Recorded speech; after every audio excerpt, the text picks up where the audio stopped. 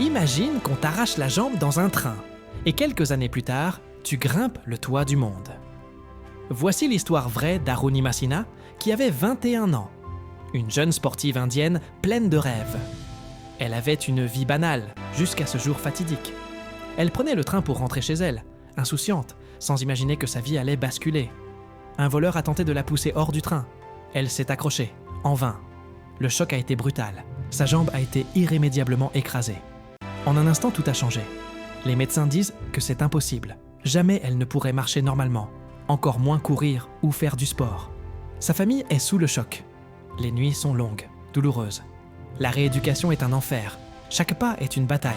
Chaque regard dans le miroir rappelle ce qu'elle a perdu. Mais pourtant, Arunima refuse de se laisser abattre. Elle commence à courir avec une prothèse. Doucement, puis de plus en plus vite. Les entraînements sont douloureux, épuisants.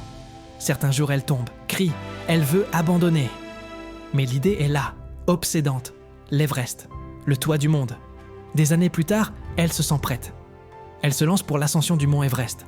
Chaque pas sur cette montagne glaciale est un défi contre la douleur et la peur. Les vents hurlent, les températures chutent. Les autres alpinistes doutent d'elle. Mais Arunima avance. Jamais elle ne s'arrête. Son cœur bat plus vite, ses muscles brûlent.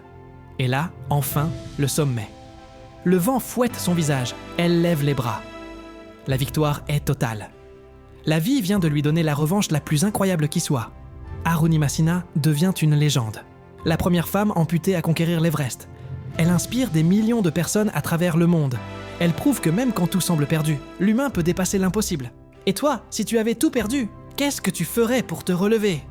Jusqu'où irais-tu pour te battre contre l'impossible ? Et abonne-toi pour ne pas louper la prochaine histoire vraie.